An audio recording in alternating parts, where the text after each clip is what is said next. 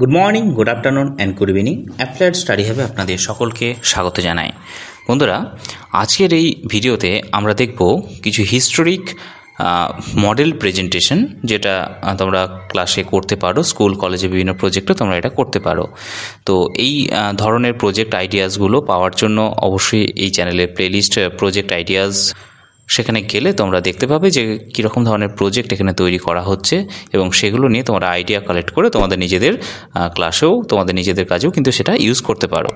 তো বন্ধুরা, আজকের এই যে প্রজেক্ট, এখানে একটা হিস্ট্রির একটা অংশ, ভগৎ সিংয়ের একটা চরিত্র এখানে দেখানো হয়েছে।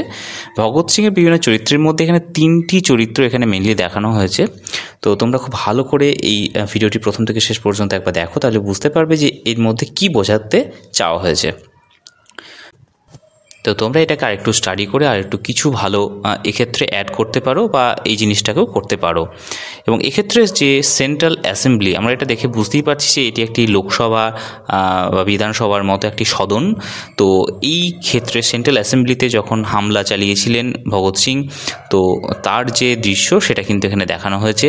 সুতরাং ওনার যে শৈশব থেকে বড় হয়ে যে তার কৈশোরকাল, সেই সময়ে উনি যে ঘটনাটি ঘটিয়েছিলেন, সেই সময়কার তার যে বিপ্লবী মানসিকতা, তার পরিচয় ক্ষেত্রে পাওয়া যায়, সেই দৃশ্য দেখানো হয়েছে।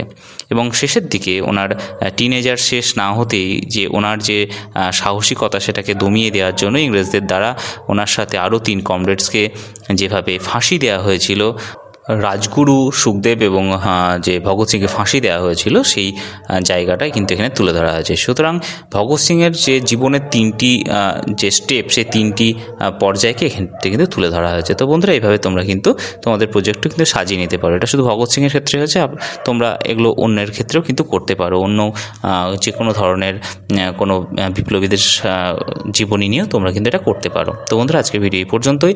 পরবর্তী ভিডিওতে দেখা হবে নতুন কোনো বিষয় নিয়ে। তোমরা খুব ভালো থাকবে, সুস্থ থাকবে। Thank you very much.